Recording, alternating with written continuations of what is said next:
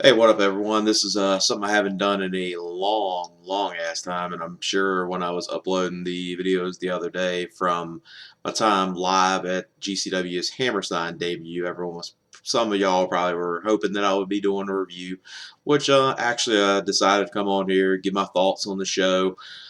This will probably be something that I'll finally start using this YouTube channel again.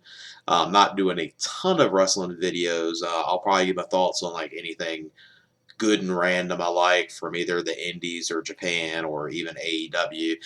If you're looking for like constant thoughts on WWE, you're probably not going to be in for that much because I barely watched that product. But let me get into my thoughts on GCW, the World on GCW, their Hammerstein debut. I was there live.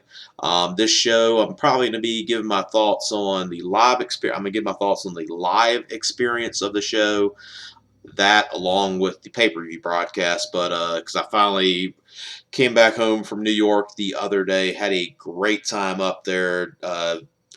Did a lot of record shopping when up there because that's one of my huge hobbies of the last like 6-7 years is collecting music. So I had a fun time doing that. Just seeing a couple people around New York that I haven't seen in a while. Had a fun time up there, and the GCW show is one of those shows right now that's kind of getting a mix of criticism.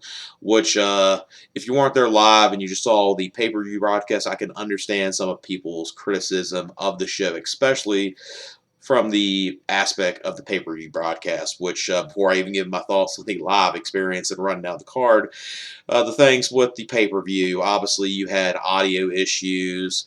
The commentary is going to be one of those things that's going to be subjective. You're either going to like it or you're going to hate it. KG is one of those that is very, is one of those guys you're really going to like or you're going to hate. His commentary style, I think, works good on the indies, but if you're trying to present it as a big product, it does come off a little bit annoying as shit sometimes. I don't think anyone can really complain about the cussing and everything because who really gives a fuck if a wrestler cusses too damn much? That shouldn't be anything that should bother anyone.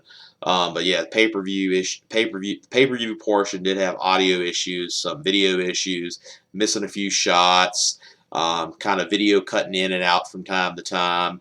Obviously, the most glaring main factor was, see, before this show, I knew it was going to be on traditional pay per view, but I felt, even with traditional pay per view, I never really thought traditional pay per view was always set in that window of having to be a 3 hour time slot for wrestling. So I figured this show's probably going to run till at least fucking midnight. Because going into the show, that's what I was thinking. Almost everyone in line was thinking the show was going to last that long. So then when like the main event comes and it's like 5 minutes long, you did get the fucking incredible return of Nick Gage, and that was one of the loudest pops I've ever been in attendance for, and that came across great on pay-per-view. But no one expected it to kind of fall flat in that quick. So there were issues on the pay-per-view side. But as far as the live portion of the show and being there live, I thought it was great, and I'll kind of give my thoughts on what worked live better than actually came out on watching the pay-per-view portion, which I finally watched that earlier. So it started off with, on the pre-show, you had the Pabst Blue Ribbon Battle Royal, which this wasn't much of an actual match. This was more like, whoa, look at this cool-ass appearance from this one person. Obviously, the coolest thing was Thunder Rosa making a special appearance. She was in there. You had the Dark Sheik in there. You had who ended up winning, the son of 911. You had Big Ven in there. Cole Raderick was in there. The whole thing leading up to this was some of the fans petitioned him to be in here, and like Brett fucking around with fans and like saying that percentage wise in this poll he's not worthy enough to be in here. That you got Cole in here. That was cool to see him make an appearance at Hammerstein. I know Cole Ryder, I talked to him after the show. He definitely loved being there. And you had a lot of other good appearances in this Battle Royal. That was mainly what it was like, whoa, look at this person in here. Match-wise, it was kind of sloppy. Wasn't anything that you need to go out your way to see. It was a pre-show match, nothing special. But they did have Big Ven win, like I said, which this show did have a lot of things on it that paid homage to the original ECW, which, with them being in Hammerstein, I thought was a perfect thing for them to do. I know some people are going to be critical of that and saying they should have focused more on their homegrown talent than paying respect to ECW, but I love the idea of them paying respect to the original ECW. You're running in fucking Hammerstein. Hammerstein got popular because of fucking ECW, and it was great that they did that. Then the next match they did, which was the second of the pre-show matches, this was the one that I actually felt should have actually been on the pay-per-view portion of the show. It was the Scramble match. You know, GCW is known for doing the fucking Scramble matches, and this was Reefer versus Zayne versus Dante Leone, Shane Mercer, Jack Cartwheel, Ninja Mack, and Ninja Mack. And this was what you would expect it to be. It's just a crazy spot fest with a lot of shit that happened in it. Ninja Mack looked great in here. It didn't go long. It probably went a little shorter than I would wanted it to, but it was a fun match. Really, really was, and definitely a match that should have been on the pay-per-view. Grim Reaper won this, which, him being from New York, I can't really fault GCW having him win, even though I probably would have had Ninja Mack win. I'm a huge Ninja Mack mark anyway. Then after this, I did not actually go back and watch the actual pre-show of this pay-per-view, but I did watch the actual pay-per-view portion. So what I'm about to say right here, this is going off on the live experience. I'm sure this probably aired on the pre-show, considering it was right before the pay-per-view. Then they had Mance Warner come out there with Brett Lauderdale, basically walking to the fans, and Brett Lauderdale getting on the mic saying the famous line from the video. You know, I've heard it countless times that, you know, I've seen a million GCWs come and go, and they wouldn't last, which was obviously a message there from what Smart Mark Video said when Smart Mark Video worked with GCW. They were doing that stuff with IWTV, and Brett did not like the deal that was going on between the two, and that's basically what Smart Mark Video said, that they've seen a million GCWs come and go. This one won't be any different or last. Well, I think we can see what is the hotter product right now. What IWTV presents, which I do love IWTV. Don't get me wrong, they do present good independent wrestling, but if you're talking about a hot fucking product, nothing that is even closely presented on IWTV is even close to the hotness of GCW right now. So then the pay-per-view started with the grab the brass ring ladder match. This is basically call your shot, get a title match anytime, and any match of your choosing at a future date.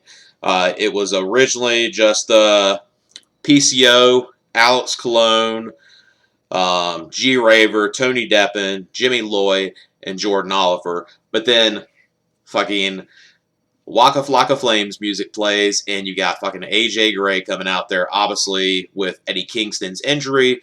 The unfortunate match that I was wanting to see the most on this show, the Kingston and AJ Gray match, couldn't take place. So throwing AJ Gray in here made perfect sense.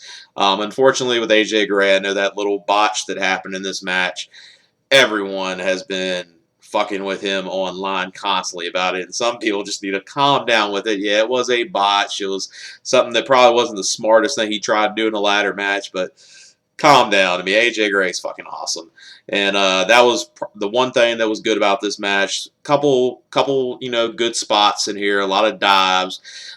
It did start off a little bit sloppy, and was portions in it what was a little bit sloppy. It was solid. I mean, I would probably say, you know, a 3-star match. Best thing that happened in here was AJ Gray winning, which that was the one thing I was hoping as soon as he came out there that he won. And then after this, you had the best match of the night, the match that I was looking forward to the most anyway. This was the trios match, the Lucha 6-man that I call it. And this was Team Gringo, Loco, Arez, and Demonic Flamingo versus Team Bandido, a Bandido, Laredo Kid, and ASF. This was fucking nuts. I mean, live, this was crazy. Came off just as good on pay-per-view. Tons of crazy spots in here. I mean, it was a spot fest. It's a lucha match. It was what you wanted to see in here, and I just loved every minute of it.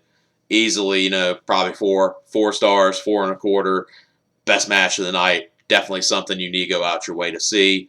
Then after this, you were originally going to be having Blake Christian versus Jonathan Gresham for the ROH World Title. Unfortunately, that did not take place due to Jonathan Gresham not being able to appear. Apparently, Jordan Grace, his wife, apparently caught COVID. I don't know if he tested positive or not, but he did not want to take a chance of coming here and infecting anyone. So made perfect sense him being safe, not being on here. Hopefully we get Blake Christian and Jonathan Gresham either at a Terminus event or a GCW show sometime in the future, because that will be a great match to see. But what got replaced here was Blake Christian versus Lio Rush. These two have great chemistry, always have put on great matches. This was just like every other Blake Christian and Lio Rush match. Very entertaining, very good. This was great live. I would say this is one of those matches that came off just like the Lucha 6-Man came off just as good live as it did on pay-per-view. Definitely probably the second best match on the show. 3 and 3/4 stars. Really enjoyed it. Blake Christian picks up the win. Then after this, you had Matt Cardona, being the complete troll that he is. You hear Inner Sandman play, so you're thinking, okay, they're definitely playing into ECW's past on here. So are we getting actually Sandman coming out here? I think everyone knew that it was probably going to be Matt Cardona just trolling. Now, I would say, Cardona, the one thing you should have done on this show instead of Sandman, I would have fucking marked out and laughed my ass off like hell if you would have actually had him come out to John Cena's theme song. That is what I wanted to see. That shit would have been funny as hell. But he came out with a flannel shirt like Mick Foley, and it said "fuck Mick Foley" in the back. Foley's online, loving it, playing into it. Cardona, just reinventing himself on the indies and in GCW has been the best thing that's ever happened in his career. Now, this Cardona match with Joey Janela, that's what was up next. Obviously, the whole story behind it was them kind of doing like the whole Ric Flair Macho Man thing of Joey Janela saying, I got these pictures of your wife with me and stuff like that, which was funny in a sense, but obviously then the match was overbooked like hell. I cannot even sugarcoat that, even if I wanted to say that the match wasn't overbooked like hell. But yeah, it was overbooked like hell, which I was expecting it to be overbooked like hell. But there were parts of it that were like great overbooking, and then there was parts of it that were like, holy shit, did they really have to fucking do that? And the match did drag on. It went on way too long. Like this match right here, I felt like if it would have been cut, the main event, they had a cut for time constraints, wouldn't have felt as rushed if they would have cut some of this shit. Because they definitely could have cut some of this shit and still made it good. Because the first half of this match, even the people that did not like it at all, even the first half of this match, everyone would say was pretty damn good. This Cardona and Janela were having a great, great match. Then it started off with the swerves, the run-ins, and all that shit. The first thing they did, which I thought this was the best swerve of the match, which was when Chelsea low-blowed Matt Cardona, and you're thinking, are they going to actually go the route of pulling a Vince Russo swerve and her going with Janela? And they played into it a second, then Janela played into it, looking like he was with her. Then he went to the top rope, tried to do a move on to Cardona. Then Chelsea just crotched him on the rope, and then Matt Cardona revealed the whole time he had a fucking cup protecting himself. That was fucking gold right there.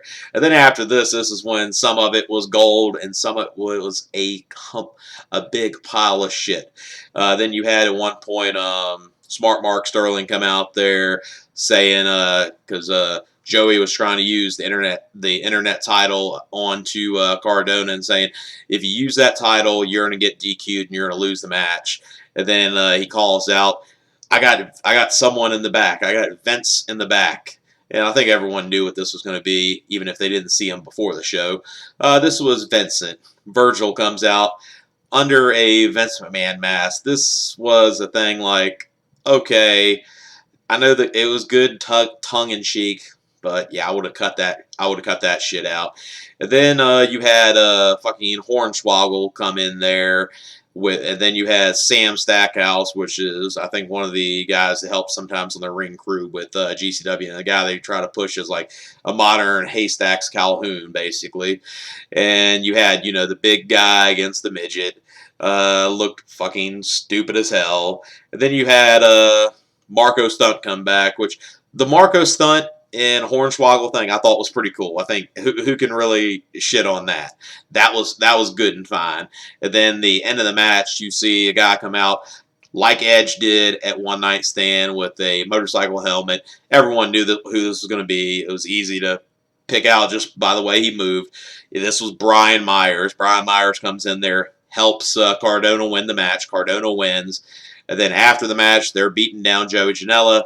Then the cool thing, X-Pac comes out, but they actually played the DX theme from the WWF Aggression soundtrack, where they did all the themes, did all the hip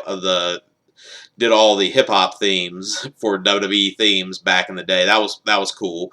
X-Pac got a huge pop. People loved seeing that. Before he came out, people were throwing shit in the ring. That was a great image. Then with like the strobe lights coming on green and everything, just great stuff there. Like I said, overbooked like hell. A lot of stuff could have been cut from that match, but it wasn't an awful match. Probably about 3.25 stars. It was what it was.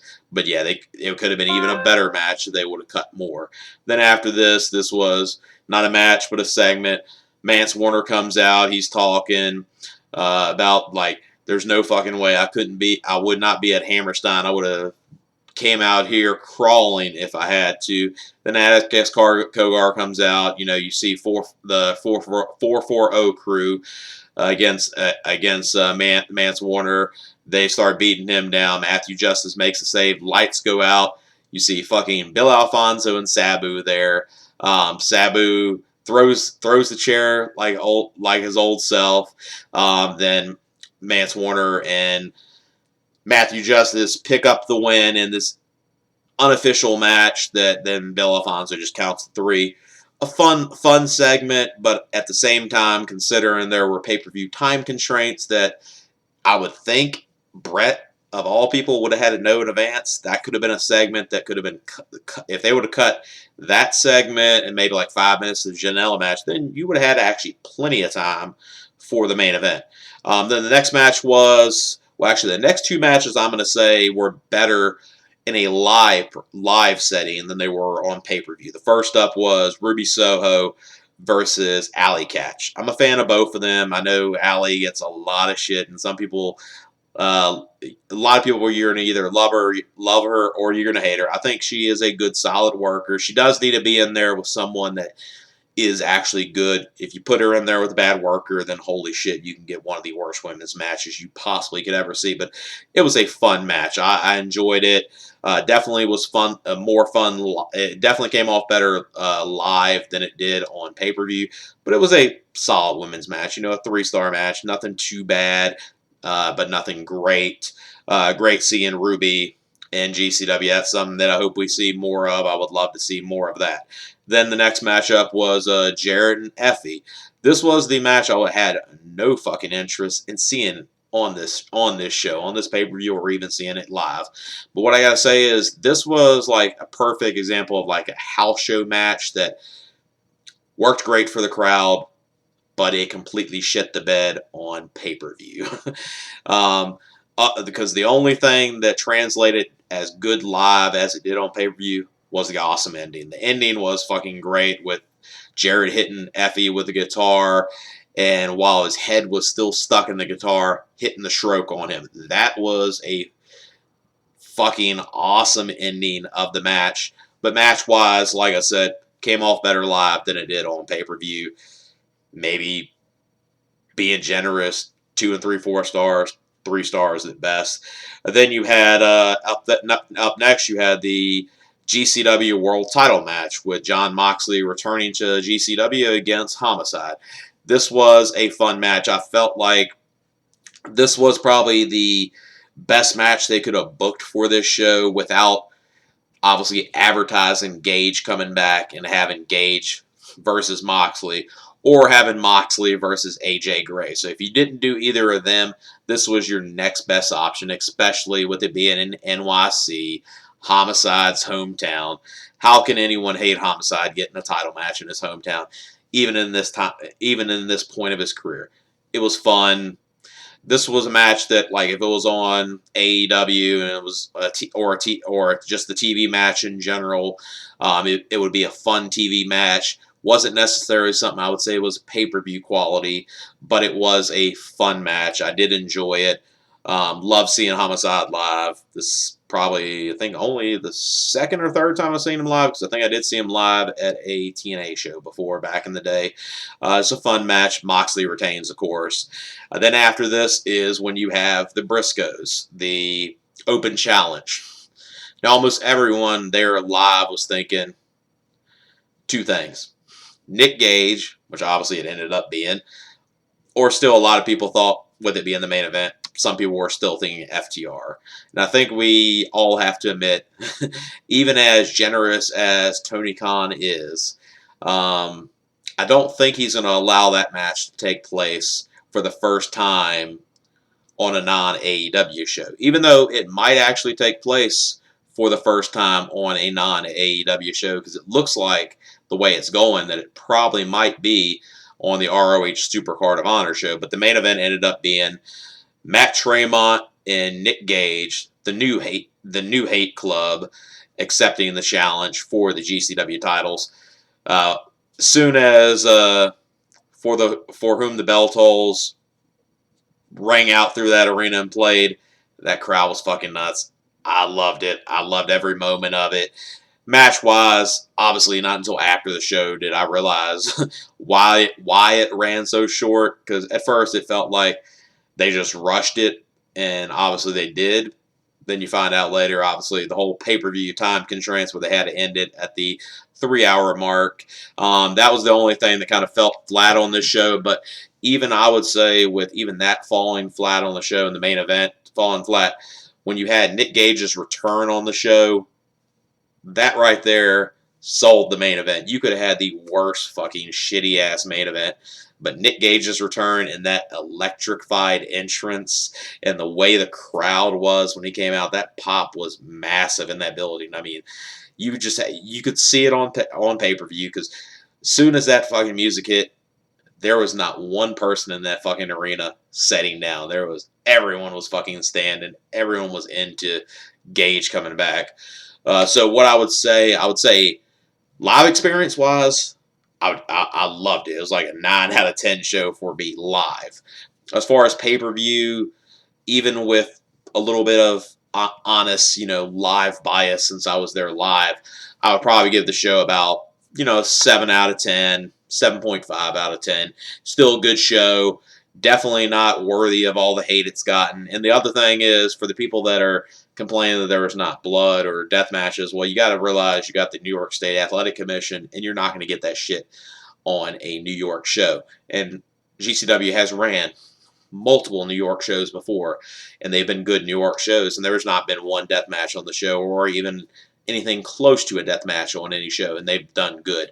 So I'm hoping we have a return at the Hammerstein sometime, maybe this year, maybe next year, maybe this is just a once-a-year thing that GCW does. I would love for it to be a multiple times during the year, maybe like Ring of Honor did, where they did it like at least 2-3 times of the year, because if they run again, I will definitely be going back to NYC. Enjoyed my time there.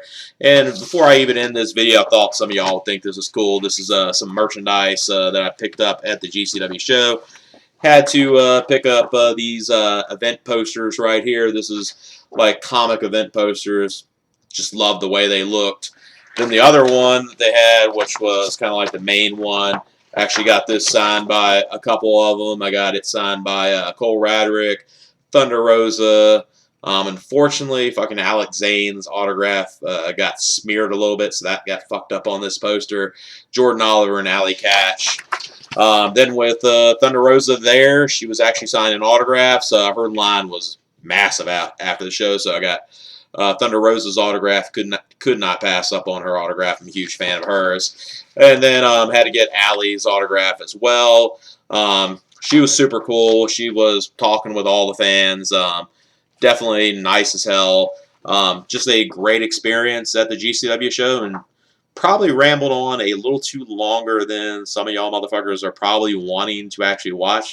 Just noticing this is about a 25-minute video, but yeah, like I said, I'll probably be doing these videos from time to time on this channel, talking about either GCW, AEW, maybe some Joshi, and just maybe some just random thoughts. Probably even do some videos talking about you know, music collecting and shit like that, because I'm a huge collector, vinyl collector. I buy shitloads of music, so that might be something that I do as well on this channel. So just be on the lookout for that.